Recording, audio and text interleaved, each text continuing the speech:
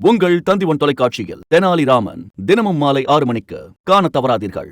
வெள்ளத்தால் பாதிக்கப்பட்ட மக்களை நேரில் அழைத்து உதவிகளை வழங்கிய தவேக தலைவர் விஜயின் நிவாரண பணி சர்ச்சையாக இருப்பது குறித்து விவரிக்கிறது இந்த தொகுப்பு.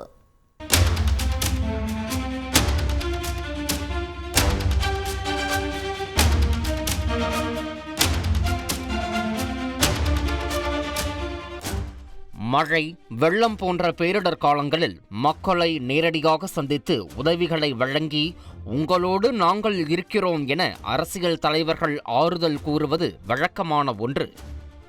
இப்படி பேரிடர் வெள்ளத்தை கண்ட காலங்களில் வேஷ்டியை மடித்துக்கொண்டு களத்தில் பம்பரமாக சுழன்ற தலைவர்களையும் தமிழகம் பார்த்துள்ளது.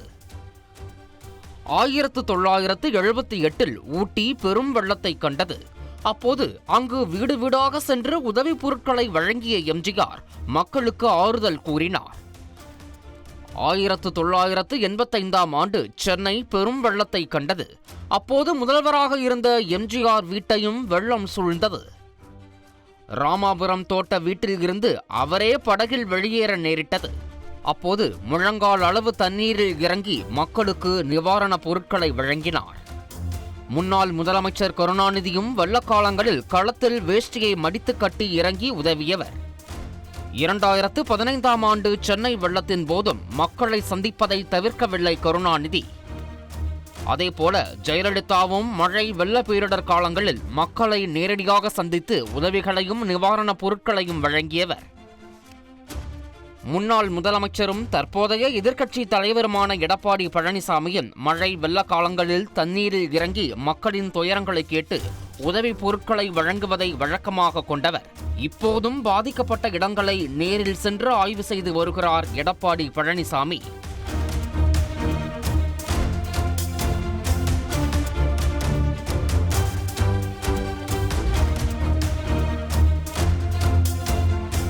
முதலமைச்சர் ஸ்டாலின் கொட்டும் மழையிலும் களத்தில் இறங்கி மீட்பு மற்றும் நிவாரண பணிகளை செய்பவர். பாதிக்கப்பட்ட மக்களுக்கு அவர்களின் இடத்திற்கே சென்று தனது கரங்களால் உணவு உதவி பொருட்களை வழங்குபவர்.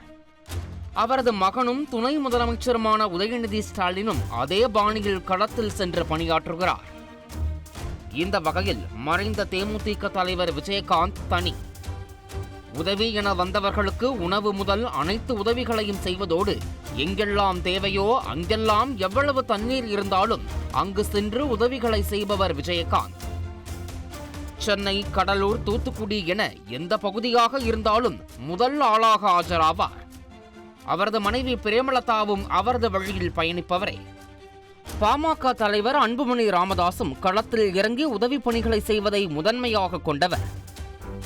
விசிக தலைவர் திருமாவளவன், பாஜக மாநில தலைவர் அண்ணாமலை, நாம் தமிழர் ஒருங்கிணைப்பாளர் சீமான் ஆகியோரும் களத்தில் பாதிக்கப்பட்டவர்களை சந்தித்து அவர்களுக்கு உதவி பொருட்களை வழங்குபவர்கள். இப்போது வட மாவட்டங்கள் வெள்ளத்தில் பாதிக்கப்பட்டிருக்கிறது. இந்த சூழலில் புதிதாக அரசியல் கட்சியை தொடங்கியிருக்கும் விஜய் டிபி சத்திரத்தில் வெள்ளத்தால் பாதிக்கப்பட்ட மக்களை தனது கட்சி அலுவலகத்திற்கு அழைத்து உதவிகளை வழங்கியிருக்கிறார்.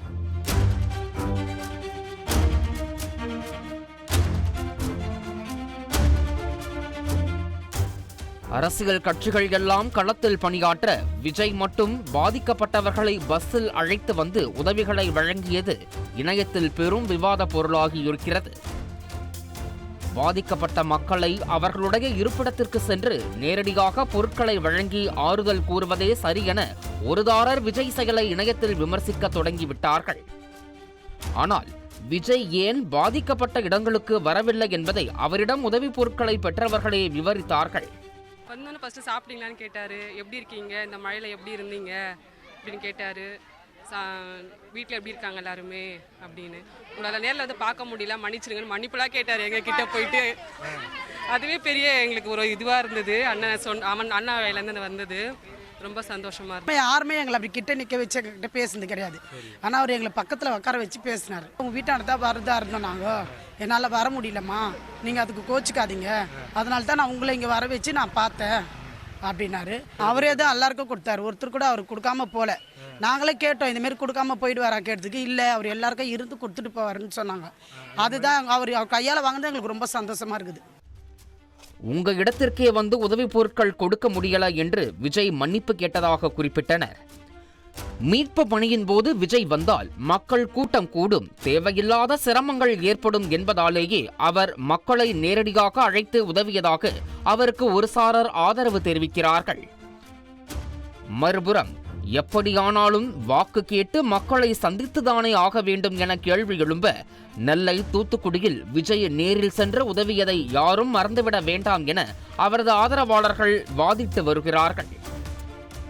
மழை வெள்ள விவகாரத்தில் ஆளுங்கட்சிக்கும் அரசியல் கட்சிக்கும் இடையேயான வார்த்தை போருக்கு மத்தியில் விஜய் நிவாரண பணியும் புது சர்ச்சையை ஏற்படுத்தியிருக்கிறது.